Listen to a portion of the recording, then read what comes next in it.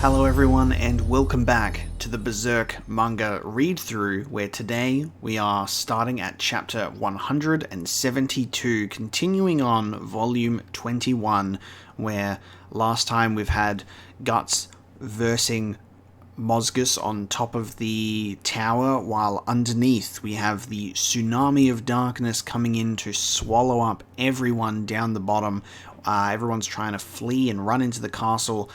And meanwhile, while that is all happening, we have the egg scuttling up to the top, right now in the palm of the hand of the tower, where we have 4 of 5 of the members of the God Hand just chilling, just hanging up out there. So we're going to continue now with Resonance, chapter 172, and pick up where we left off. So let's jump in now and take a look. So we've got the fact that they are scared of fire. The darkness is hesitant to proceed because Mozgus's burning corpse on the floor. They noticed and saw that the darkness was keeping its distance. So they've now picked up flame to battle against the darkness, to stay there until sunlight hits, because they will survive knowing this information. If they go down, they will stay in the shadows for longer. So Guts has sort of rallied the crew to be like, we will get through this, we will survive. And that affected Farnese as well. She was just like, how can he be like this, you know, in a time like this? Alright. Damn it. No matter how much we burn, there's no end. It's one after another. Come on, you living trash. Today's trash burning day. We'll just turn all this pain and anguish into pitiful ash and dioxins with hellish hellfire. Eat flame burst. Exploding fire chestnut. He whacks it and it smacks him in the head. Explosive concussion. Whacks a Sidro like right in the noggin. Whoop. Don't whoop me, you punk ass. You're trying to use a joke to fix this mess? Treacherous friend. What are these things?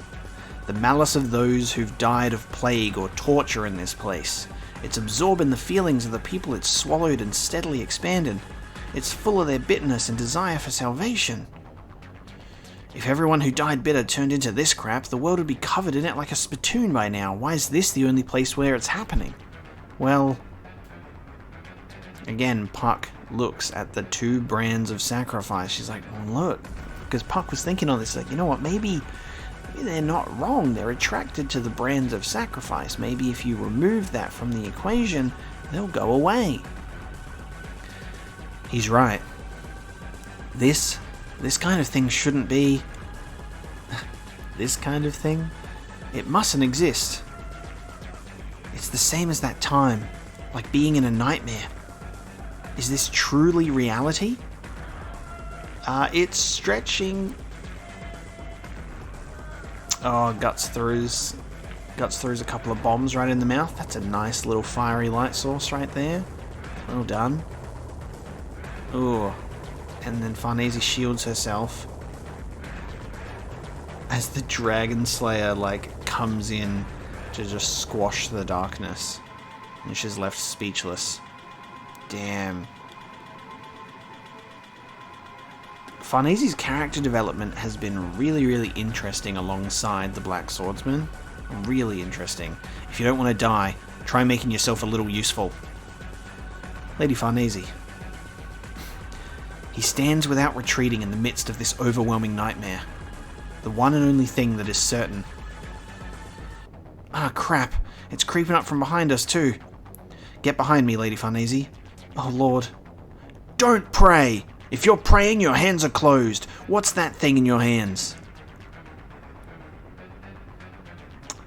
He's just like, don't pray. Not like the fools down the bottom, because they're all dead now. Nice.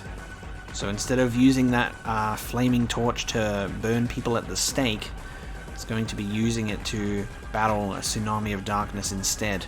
Here it comes. She's got that crazy heartbeat going. Would you cut that out? Fire! Meanwhile, we've got Nina in her fucking barrel, apparently just swirling around. She's like, no! Dude, if Nina survives and Luca ends up dying because she keeps putting herself in harm's way, I'm gonna shit bricks. So, I guess she's being swirled around in the darkness. No more! I'm gonna get smashed! I'm dead! I'm dead! I'm dead! Dead! Enough! Let me out! Let me out of here! At a time like this. Oh, she starts coughing up blood. I might just end up dying anyway. But this is warm. Not yet. I don't know yet. The more I feel scared, the more I feel alive. The more blood I cough up, the more I know it's warm. Hold your breath and keep absolutely quiet. Show me what it means to be really scared. I'll try. I'll try to, Luca. I'm scared, but it means I want to live. It's true though, like having that fear in you is that survival instinct. You do want to live. Interesting visual sort of almost comparison between Casca's child being this baby in the womb of the egg almost, and then we've got Nina in the barrel submerged in darkness. We've got our full crowd here running on through. Wait, God, oh God. And then immediately just swallowed by you see his little head there. People have fallen from the tower into the darkness, like, God, did they really expect that the tower was going to be the safe place here? They're just getting munched on. At the base of the tower, just absolutely munched on. While at the top of it, on one of the rims, we've got this final standoff sandwiched in on both sides. Casca grabbing her brand, Guts' brand bleeding. Look at that! Fuck, so it's the darkness is moving upwards now? The tower's overflowing with monsters! Yeah, it's beginning, it's happening. And Casca's freaking out because she's reliving the eclipse in her little trauma brain. And Guts grabs her. It's just a sea of death. There it fucking is. So as the tower was in place of the hand, we then have the tsunami of darkness come up and become that like a physical manifestation of just, it's the same as the eclipse. This is the same thing where it was built out of all of those faces everywhere. Incredible. The living, the dead, all the souls here are crying out in desire for one thing. I feel it. Now, all in my entire world is of one thought. It desires the same thing as I. Everything. Crying out desires me. No, the world I bring forth. Everything will be fulfilled by one voice. As the Baelit's, face is perfectly aligned, the tears start to stream. The tears of blood start to stream down. That's the end of resonance. As the egg sits there softly with a smile on its face, knowing that it's about to bring in the perfect world. This chapter 173, The Sky Falls.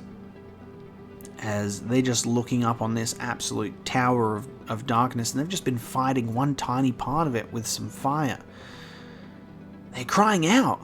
They're demanding. Guts, look. It's this.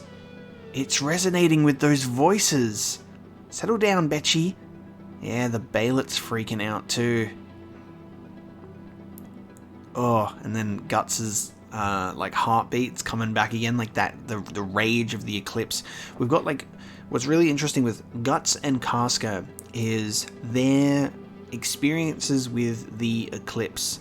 Is Guts's is completely swelled in absolute primal rage and anger, and that's how it sort of manifests within him when he thinks back on it. Is we've noticed this, is Puck has pointed this out, that there's such a anger within him, but the opposite is Casca has just this deep, incredible trauma that just resurfaces because she relives that absolute pain and agony. So while Guts is like overwhelmed with anger, Casca is overwhelmed with fear and pain, and they're both dealing with it differently. Guts, this intense pain.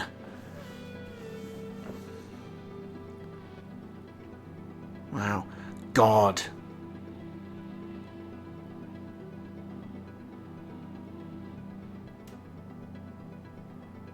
As we've got the light coming down into the palm of the hand.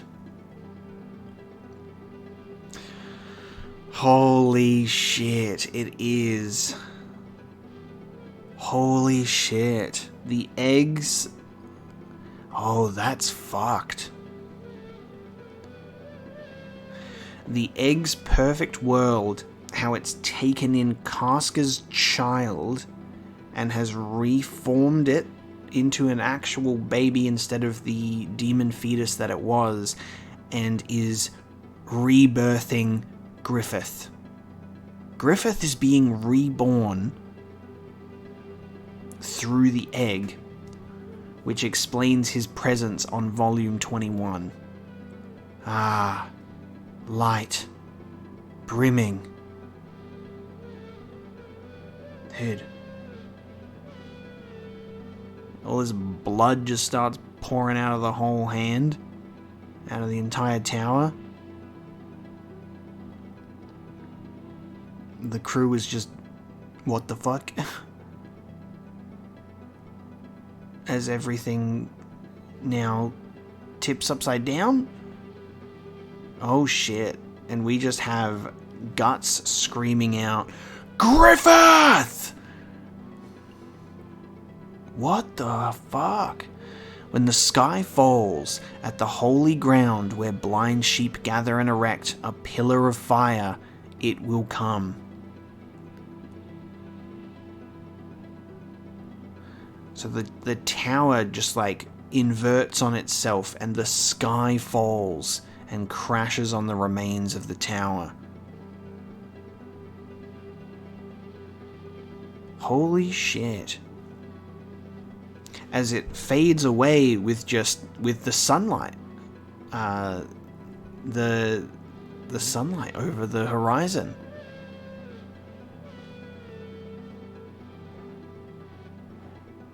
And that's the end of the Sky Falls. The visuals in this chapter are insane. Griffith has been reborn through the egg. Did the egg specifically imagine that the perfect world would be led by Griffith? Just have him in the world? Did it idolize him? Have a connection with him?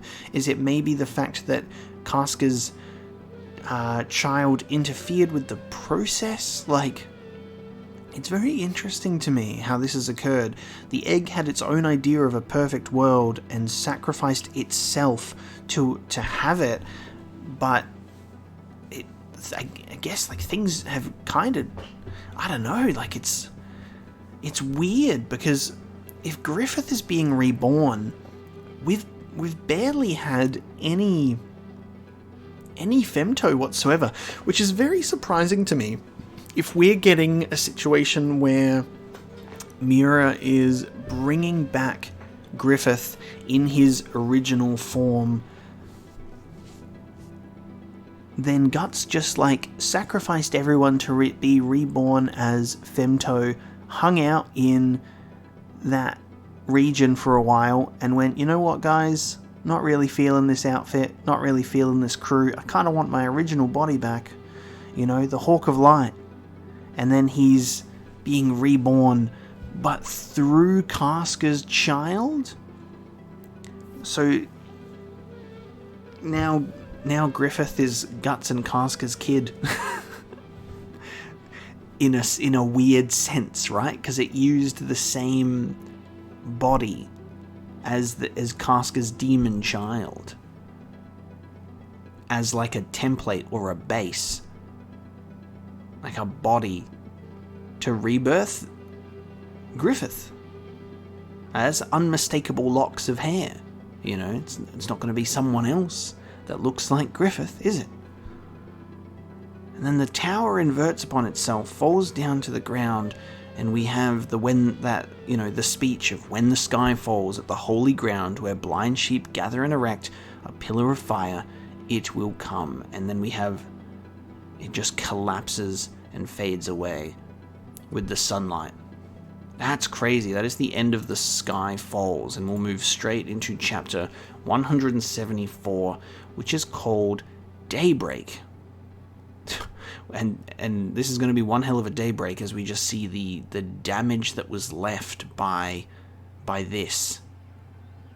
Is that sunlight though, or is that the light that we saw is that light that has emerged from the egg that is now hovering there? What an awful mess. Not a single person in the tower survived. We're lucky to still be alive. Both the tower and the monsters, gone in a night. I don't suppose we were just dreaming. Dude. They survived essentially a second eclipse. And Guts puts his goddamn cloak over Casca to keep her warm.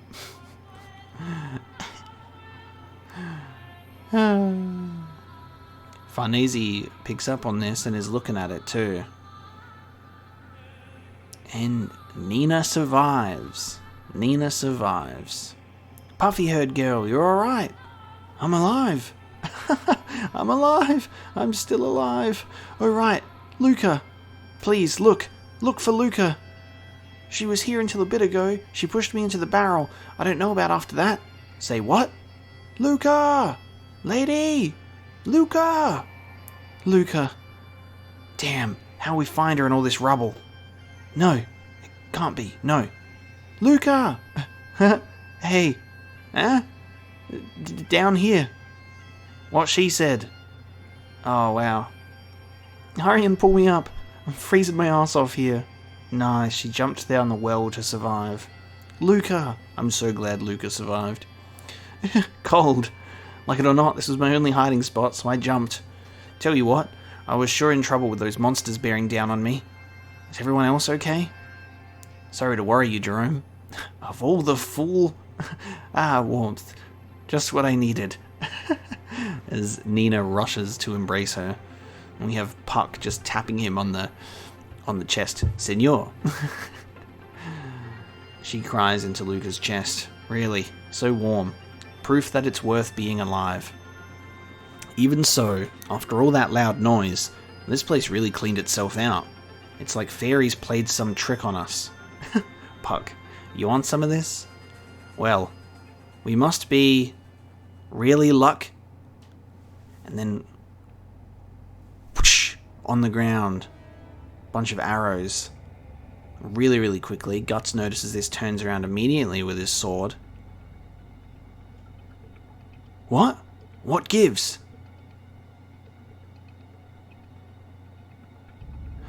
Oh, fuck. It's one thing after another with this fucking story, isn't it? The Kashan Scouts. They were just waiting the whole time. I'd completely forgotten about this group because of everything that was going on was a bit, hectic. Interesting. As soon as it's over and it's daybreak, you're not dealing with demons anymore. You're dealing with people, and it just constantly fluctuates between dealing with evil people or evil demons. It just keeps going. But as Guts said at the end of last chapter, the sun will rise again. You keep pushing because the sun will rise again. Now, you just can't catch a fucking break. You just can't catch a fucking break. So we had... Was the ritual, was the egg getting hatched, was the whole thing with the tower interrupted by the daylight, or did it finish and we don't know the results yet? Is that what happened? It didn't, the egg hatching didn't seem to change the state of the world as we know it, but maybe instead changed a sort of massive part of the world by rebirthing a particular individual into it. It changes the way that the world is going to operate because of it. Potentially. Kashan? These guys are Kashan. What? Why are they here? Those guys from before. That's the same Krishna Sena, which says Sanskrit for black-garbed warrior. The Krishna Sena. That's our boy. Could he be the one? I don't know. So this is Silat, I think his name is. Silat, and his beefy crew of Mozgus wannabes. But just as the oracle proclaimed, something has happened in this pagan land, though it's hard to believe suddenly, and they all certainly survived in the midst of that monstrosity. Give me a break. We lived all the way till now for this. I call foul. Agreed. We were up all night too. The one we seek is likely among them. I care not if they suffer some injuries. Seize all of them. There's especially no need to go easy on the man with the large sword. Don't presume you can capture him without suffering casualties. And in they go. Look at them. Just no emotions in those eyes. Just completely blank. Women and the kid, stay here. Ooh, we're getting Guts fighting without his cloak on for the first time in a long time, which is cool. Seeing all that armor exposed. As he just, Guts' favorite move is the whole, slice you right through the middle if you approach me. This is why I said, this is no time for leisurely witch hunting. Well, I guess I'd rather be stabbed with a sword than eaten by monsters. Nice, Serpico's a good one to have on your team. Man's quick. Ha! Jerome, that prick was just faking. Can't stand him. Yeah, he can defend himself. Is this our... I guess we've got this whole crew that survived this current Eclipse situation and they've banded together. I wonder if this is our new group. I don't expect Guts would want to hang around with most of the people in this group, though. Isidro's definitely hanging around. You just know that Isidro's hanging around, but I don't know about everyone else. For now, though, it's a pretty solid group of people helping out. Serpico's very talented. I don't know about Jerome, though. Man almost got stabbed because he's distracted being salty over Serpico. Oh, did he just get smacked with a rock? Was that Isidro? Yep, Isidro saves Jerome by smacking him with a brick. And then Puck with the finish. Personal feelings aside, in this situation, there's no one more reassuring to fight beside than you. Nevertheless, I'd say we're outdone here. No kidding. They're a troublesome enemy from which to protect the kid and the woman and the women. But what I'm even more anxious about is this party's strength. They've been straining all night against monsters they're not used to fighting. They must be at their limits. Oh, and all four of the women get just totally lassoed because they all hung out right next to each other. Oh no! Don't move! Hey, if you move, the woman will... Oh. Holy shit, dude. That's the weapon of Vice Commander Azan, smacking that dude's eyeball out of his socket. The first time that we actually see pupils on them. Taking women and children hostage, you are savages, ignorant of the ways of battle. Dude, holy shit. Azan survived the night and he's got a bandana now? What the hell? That man lived. I thought he was gone. What are you doing on our holy ground? Azan! What tenacity. I love that he's just got a bandana now for some reason. It's great. Thankfully, you are unharmed, Lady Farnese. How did you survive, Vice Commander? Yes. The details can wait. First, we must deal with the situation at hand. God, it's moving really quickly. No room for peace. As soon as the sun rises and the dust settles from what occurred during the night, we're right back into a whole different kind of fight. I was away just a while, but strange things are afoot. Yeah, we're fighting side by side with the man that you chased for so long. Nice. Here they come. So is Zahn also here as well? Wow. Ooh, hang on. Everyone's noticing something. What's happening?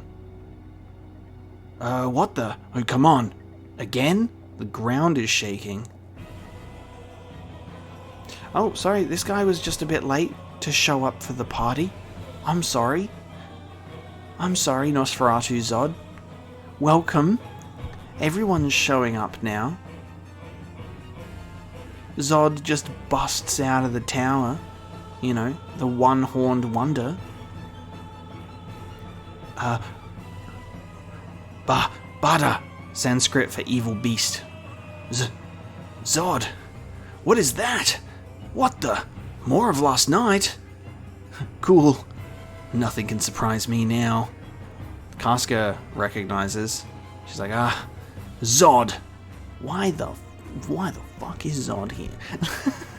Zod, you are late. You are late to the party. And he just runs through the Kashan. He's not running towards Guts. Why is he here? This is truly amazing. And no time for admiration. It is our time to escape. Ah, hello, Skull Knight. You're right. Everyone stay together. We're slipping away. Interesting. Guts clocks Skull Knight up the top, pointing him in a direction. Their inclusion is so interesting. As we have the heartbeat happening as he points towards the light. He's pointing towards the light. Oh my god, and that's the end of the chapter. The light is not the sun. I don't think the light is the sun. I think the light is what came from the egg. And as we have Zod here, Skull Knight here, the Kashan, and our crew that have survived the night, we jump into chapter 175, The Arrival, which is called The Arrival. As we have this light in Guts' eye reflected. Look at that close-up. I think this is the closest we've had Guts' face drawn in like a massive panel. That's a big close-up on Guts' face. Yep, there it is. As the light persists from the distance. Holy shit, what an entrance. Griffith has been reborn. What the fuck are the implications of this? What does it mean? Holy shit. At that moment, all who were there forgot to breathe and were enthralled.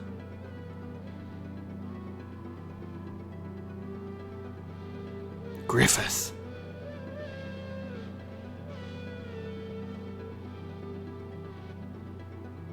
Oh shit, so Zod's gonna be the first to rock up. And bows down before him.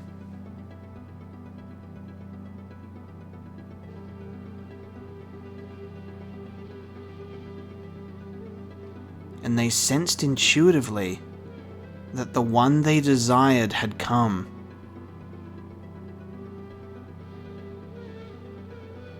Everyone having that one thought.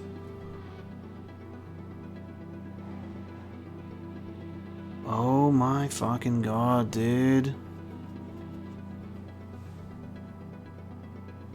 Casca. Capture that man! All of you! But Master Silent, don't lose focus! The reinstatement of our Bakaraka clan rides on this duty. Because the Bakaraka is to capture Griffith for the king, right? Have you forgotten our bitter history, being driven from our land for hundreds of years? Do not fear, even if he is something other than human. We are a warrior clan. Know that those who fear death shall never join the ranks of the great. This is a once-in-a-lifetime chance. Capture him before the main army arrives. Go! Yeah, you're about to go up against Zod, my brothers. That's not gonna go down well. He may be missing a horn. Man's not missing those hands, though. He's about to just rip you to shreds. Griffith has a guard dog in the form of Nosferatu's Zod now, so that's great. Few of them remain! Few of them remain here now. Keep up! Lady Farnese! What are you two doing back there? Hurry up! Just a bit stunned, you know. It's an old friend. Reborn in his original form. Been a little while. Can we just really acknowledge the fact that Femto just barely exists in the story? Like, there's this whole build up to this event where I actually thought we were going to get Femto showing up with the rest of the God Hand. Obviously we saw that he was absent. I just think it's really an interesting concept that I think what we have to remember and acknowledge is that we got Femto in Berserk before Griffith, because we read the Black Swordsman arc. That's what we get first, and obviously we have Guts referring to him as Griffith, like screaming at him in his purple Batman form in the MC Escher hellscape with the Count, and he's there, and you just know that there's history there, and then you get the full history through the Golden Age.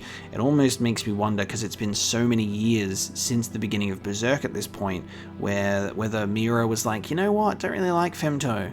Maybe I don't really want him to be around or do anything. Instead, I want to work the story where Griffith comes back as Griffith in his prime through this egg, this Baility egg wish of light thing, you know? It seems to be what's happened here. Mira might have just not wanted to fuck around with the Hawk of Darkness and wanted to instead move into everyone wanting like light and a savior, and that wish of the egg has sort of made this happen. It's weird perceiving this like at face value and trying to interpret it and give you my interpretation and my views and my feelings on how this is being communicated. It's just such a bizarre scenario we're being presented with right now, where we've got the egg that absorbed Casca's child and then used that child to rebirth Griffith in his original form. So yeah, I definitely going into this story, like starting with the Black Swordsman arc and then going through the Golden Age, seeing what Griffith becomes because he has to, because of what we've already been exposed to, and then we never see him again in the story until now when he is born again. So bizarre. And then, you know, Casca, like, Guts, we gotta hurry. Guts grabs her. Zod just literally ripping them in half. I mean, effortlessly, and obviously. What's Skull Knight gonna do right now as well? Because he's here. Casca's screaming out like, ah! I mean, you would. You're gonna recognize it. They have not seen him like this. They have not seen him like this since before Guts left the Band of the Hawk on that final battle of theirs, because the next time they see Griffith, he is bound in iron prisoner clothing and he's missing all of his skin and tendons. He's had his tongue cut out and everything. He's back. That's the end of the Arrival. Like, what the hell? And now we move into chapter 176, Determination and Departure. I just have to keep this story moving. I need to know what the hell is happening. This is ridiculous. Volume 21. Really just packing the big bang right now. Eclipse Volume 2. Both Eclipses ends with a transformation of Griffith. Make haste. We must get as far from Albion as we can. Where are Elaine and the swordsman? No, they can't still be. Wait, haven't you had enough yet? Shove it. Hands off, Private. I'll kick you in the privates again. Eek, I've had enough of you, kid. You want some, old man? I'll hunt you down. God damn. The army has shown up, dude. The army has shown up. They have literal battle elephants, man. This is the Kushan army, right? Actual battle elephants. Holy shit. Even the Kushan main army. It never rains, but it pours. They haven't noticed us. We'll descend the cliff and escape along the river. No, you're just gonna leave those two? What choice have we got? It's really life or death this time. Their designs are so cool. I love the feathers on the helmets. How do they see out of those things, though? Son of a bitch! Damn, and they just missed him. This gives me such a Lord of the Rings vibe in the movie where you've got the... I believe they're from... You've got the enemies from, I think, the east, from Pelennor Fields. I'm trying to pull this from my memory. I don't know if I remember this enough. There's like the warriors that also have the elephants, and there's like that scene where there's a whole group of them separately. This is not in the elephant scene where Frodo and Sam are at the gates of Mordor and they cloak themselves on the cliffside from the warriors. It just feels very much like that right now, as we have the army just marching past and they're just on the cliffside, just avoiding them. What the?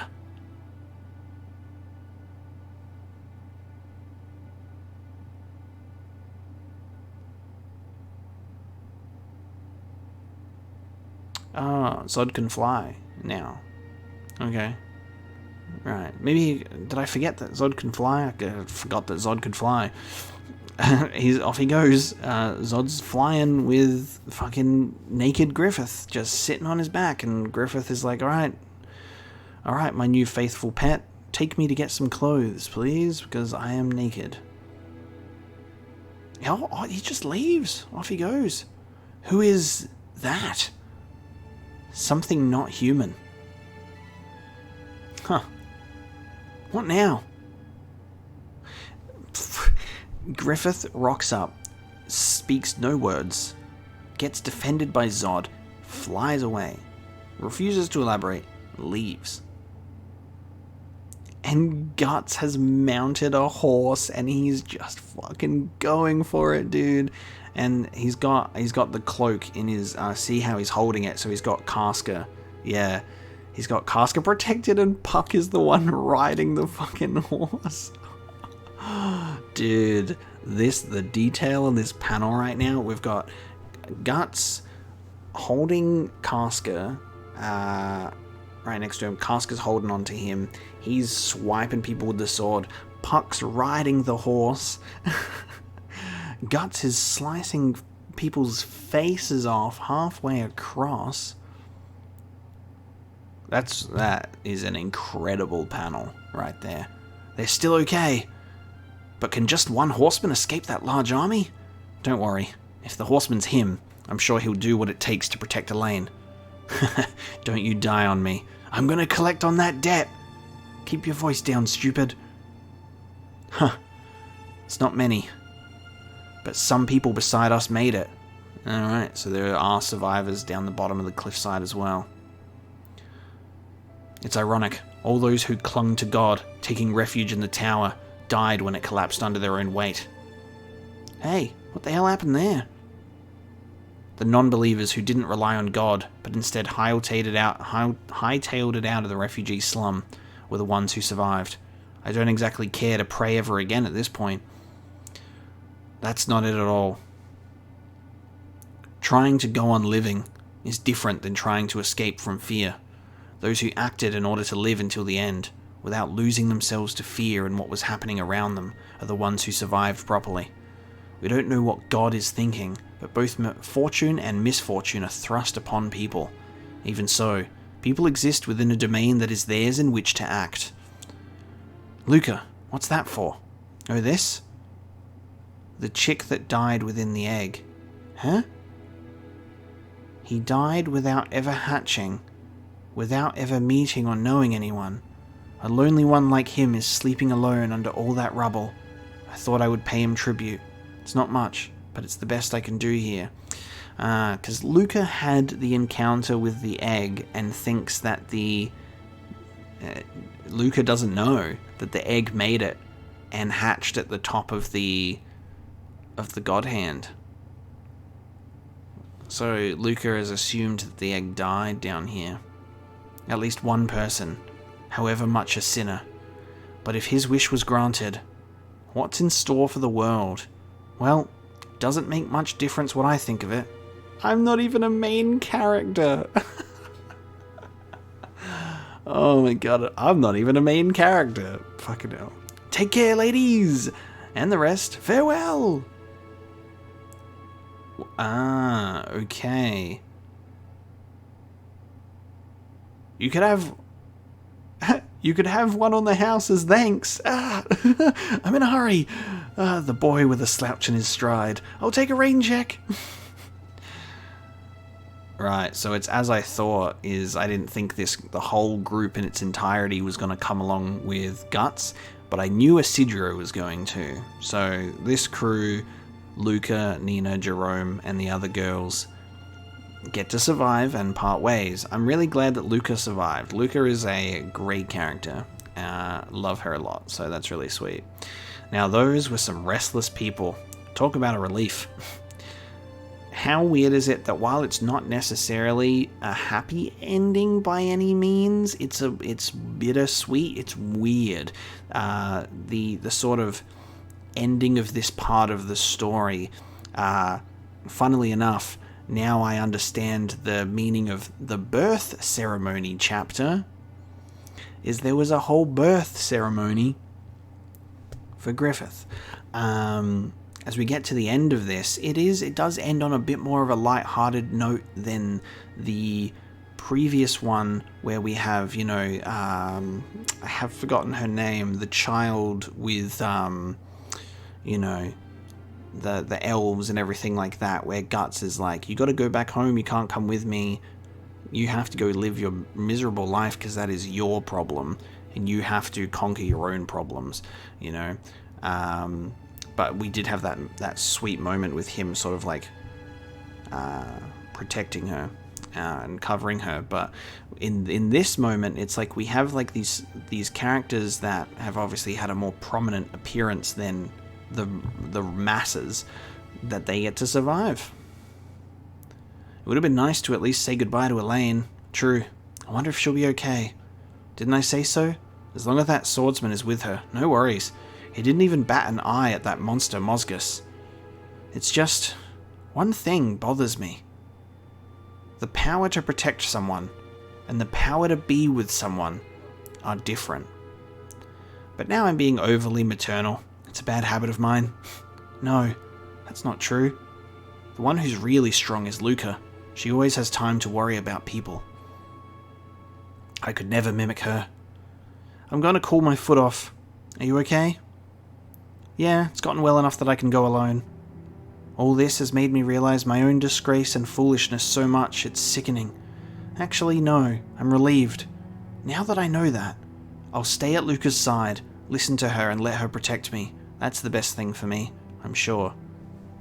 Character development. Oh God. Nina! Who's there? Joachim! Also another survivor. Joachim, you were alright? Yeah, I was scared to go back to the refugee slum. After that, I've been hiding in the mountains.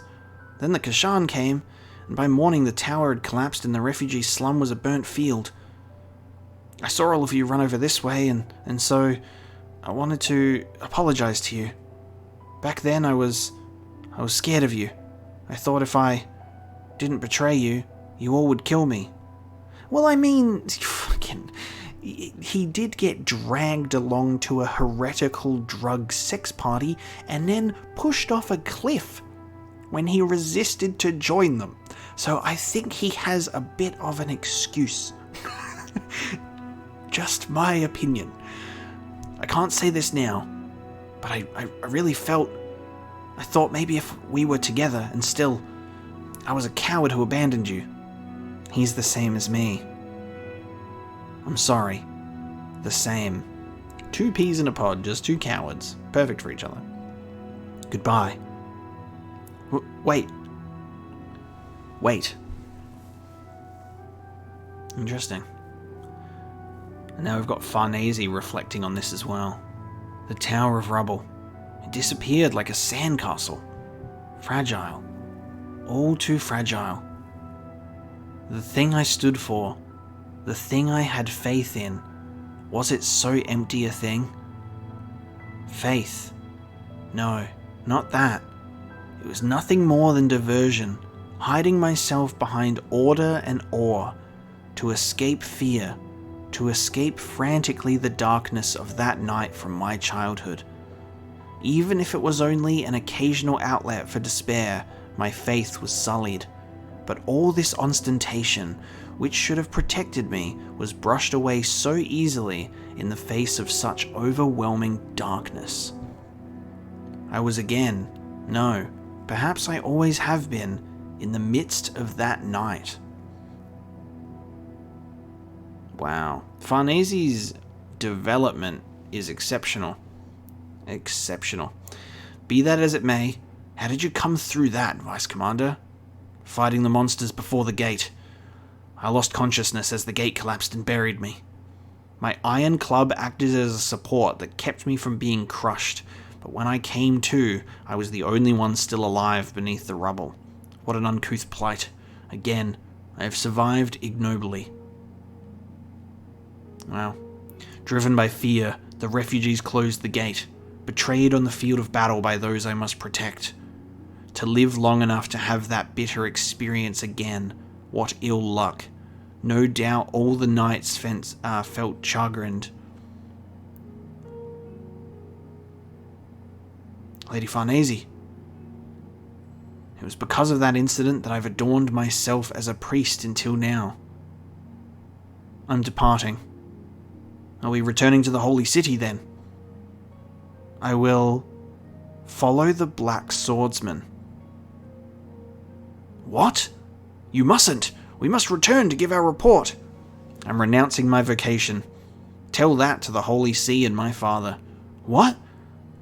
Well, that is the way of things. You have been most helpful, Vice Commander. I'm going with Farnese. Dude, Farnese and Serpico are going to join the group. Is Azan coming as well? No, wait a moment. Wait, you two. This is desertion. Here's some food as thanks if you'll accept. Thanks. I never escaped from that childhood darkness after all. Then ultimately it took shape and appeared before my eyes, almost as if it were my destiny, I who continued to live in fear. I was brought along with the Black Swordsman, the only one standing in the darkness. Maybe he is my prophet, my saint. Farnese's had a change in faith. Her direction is now with guts. Interesting. Please slow down. I may have been running from a painful reality. My. This may be a good opportunity, but someone must bear responsibility. Wow, and Azan turns and he's heading back home. So Azan's heading back to the Holy See. Farnese and Serpico are following the Black Swordsman, but not in the way that they have followed him before. Not with the intent to capture/kill the Black Swordsman, but to follow as an ally. That's such an incredible development of these characters. When you're first introduced to the Holy Iron Chain Knights, you are full on expecting that this will eventually be something that Guts will overcome, either by killing them all or escaping from them, because they are so opposed to him wholeheartedly, and we just have this crazy chaotic event that takes place that shatters everyone's perception of reality, that makes Farnese question her whole entire life, to then choose to follow the Black Swordsman himself. That's pretty fucking good development. That's great. They left. Phew, I'm safe. Jerome. Hiding behind women is pathetic. You're welcome. We'd be in trouble too if we lost such an important patron. From now on. You know, Nina's taking forever. Hey, introduce me to an aristocrat patron too. No fair, me too. Someone richer than you, if possible. Does that mean Nina and Joachim are not going to join this group, but they're going to leave? They're leaving too. Why not just hang out all together? Are you sure? Yeah. If I went back now, I don't think I could leave again. I'm sorry, Luca, to worry you to the very end. I'm going with Joachim. I love you, all of you. But if I stayed with you, I'm sure someday I would hate you again and hate myself. A person hurts someone just because they're strong, and they hate someone just because they're weak. I know that well enough. That's why Joachim offers his hand. That's why I think I'll go with this man who is burdened with the same weakness and sins as I. Because if I'm with him, I have a good feeling we can both become just a little kinder and stronger. I want to be someone who can trust others without clinging to them. I want to live, keep on living, and see you again. Without clinging or fearing, once I can smile with you with sincerity. She really is a troublesome girl. Skull Night. That day, starting with the fissure opening on the frontier, the shape of the world began to crumble. And that is the end of the conviction arc. That is the end of the birth ceremony chapter. And that is the end of volume 21 of Berserk. Volume 21 might just be one of my new favorite moments in the entire story so far. Just the amount of really high quality storytelling and character interactions is mind-blowing. And this is one of those really strong parts of the story that has resonated with me, that this story, Berserk as a whole, is about overcoming your weaknesses, overcoming your challenges, overcoming impossible odds with the reminder that tomorrow is a new day. And I really fucking love and appreciate that like there are some, like last episode, the last chapters that we got with Guts taking that leadership position and saying that, you know, we're gonna fucking survive this shit, is so inspiring. And I can see why a lot of people have that perception of Berserk and Guts, of this, you know, mentality to, you keep on struggling, but you don't give in, you keep on fucking going. And I really respect and appreciate that there are a lot of messages and a lot of things being conveyed in this story that are so important to real life. This is a story that shows you as much as possible uncensored, despite some things. This is a story that very shows you a raw and dark side of humanity, but it also shows you the very positive connections of human interaction and people that belong together, people that choose who they want to be with. You're stronger with someone like you, that you want to be a better person for other people, that you want to be a leader for other people. You know, there's so many things happening in this particular storyline that highlight all of those things that I really respect and appreciate, because a lot of people can probably go through Berserk being like, oh man, cool fights, cool artwork, this is gross, this is disgusting, and people will probably not even like the like reading it, because they'll already be adverse to the fact that it's like, oh, it's so confronting, it's this, it's that. But like, there's so many beautiful story moments in here and beautiful messages to take to heart from this thing. It's such a real piece of humanity. It's so, I'm trying to put that into words as good as possible, but like, Berserk really captures the darkest yet the brightest aspects of the human condition. You know? It's fucking beautiful. It's beautiful. And I can't wait to continue reading, but we have reached the end of volume 21. Next time, we start with chapter 177, volume 22, which is the start of a new arc and the start of a new chapter. Thank you so much for joining me for volume 21 specifically. It's been an absolute ride.